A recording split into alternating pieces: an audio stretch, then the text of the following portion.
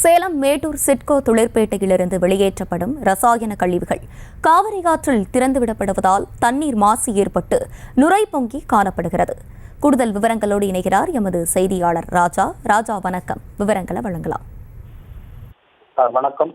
மேட்டூர் காவிரி ஆற்றில் ரசாயன கழிவுகள் கலப்பதால் தண்ணீர் மாசு அடைவதாக பொதுமக்கள் குற்றச்சாட்டு வைத்துள்ளனர். மேட்டூர் சிட்கோ தொழிற்பாட்டையில் ஏராளமான ரசாயன தொழிற்சாலைகள் இயங்கி வருகிறது.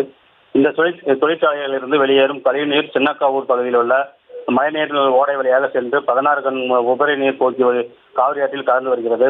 இதனால் தண்ணீர் செந்நிறத்தில் காய்ச்சலுகிறது. மேலும் ரசாயன நுரை தேங்கி நிற்கிறது. மேலும் காற்று வீசும் போது ரசாயன நுரை அருகில் உள்ள குடியிருப்புக்குள் செல்கிறது. இதனால் பொதுமக்களுக்கு தோல் நோய் உள்ளிட்ட பல்வேறு உபாதைகள் ஏற்படுகிறது. மேலும் காவிரி ஆற்றில் ரசாயன கழிவு கலப்பதால் மீன்கள் இறக்கும் அபாயம் உள்ளது. பல்வேறு மாவட்டங்களுக்கு விவசாயத்திற்கு தண்ணீர் செல்வதால் விளைநிலங்கள் பாதிக்கக்கூடிய அபாயம் உள்ளது. எனவே காவிரி ஆற்றில் கழிவுகளை கலக்கும் ரசாயன தொழிற்சாலைகள் மீது உரிய நடவடிக்கை எடுக்க வேண்டும் என்று அப்பகுதி மக்கள் கோரிக்கை வைத்தனர். விவரங்களை வழங்கியமைக்கு நன்றி ராஜா. செய்திகளை உடனுக்குடனும் துல்லியமாகவும் தெரிந்து கொள்ள சப்ஸ்கிரைப் பண்ணுங்க.